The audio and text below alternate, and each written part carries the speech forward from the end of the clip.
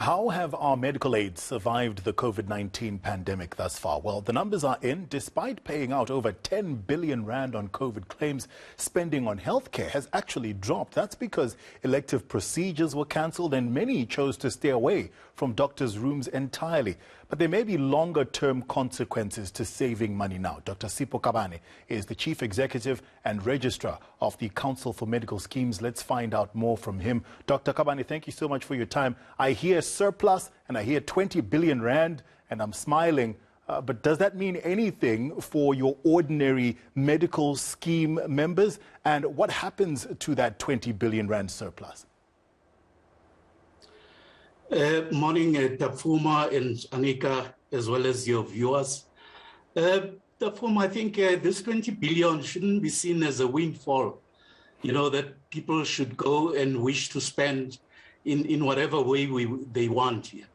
Let's not forget that this report is a snapshot of what happened in 2020, and a lot of things have happened since then here. As you said, this surplus is as a result of cancelled or deferred or postponed medical procedures and services. And our anticipation is that those people will still come back to the service providers to seek for those services. And so this surplus should actually be used for that. And we're hoping that part of this surplus will be utilized to reduce the contributions by members, as well as to increase whatever benefits that members are entitled to. Is there a downside, Dr. Kabane, of the fact that people weren't going to the doctor as much? People were afraid to go to hospitals, to doctors' rooms, and for most part of the year we were locked down, so we couldn't go. What's the downside? Well, the downside is that those individuals that didn't seek consultations that were necessary, would now be sitting with more complicated conditions that would, in some instances, need emergency treatment, because you can't defer these services, forever. So that's the downside. And I think it's also important to note that because people didn't access services, it meant that planning for the delivery of these services was somewhat skewed. And hospitals and service providers may find themselves flooded, by these individuals subsequent to, what we've reported in this report. As a result, could we maybe see medical expenses and the cost of getting procedures, of visiting doctors and medical aid schemes going up in the near future?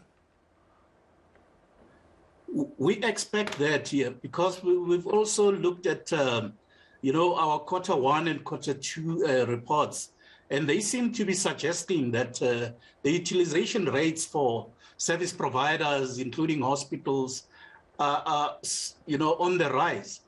But we're still working on the numbers to get a good sense of exactly how this impact will be like.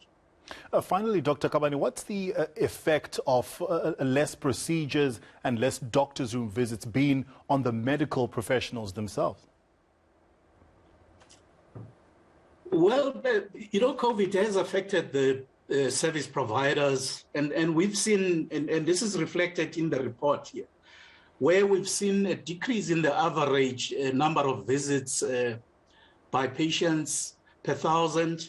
And we know that GPs were highly affected and lost up to 1% of their usual patients that they see. But we also see this decrease also affecting a number of specialists, including your anesthesiologists, your surgeons, etc.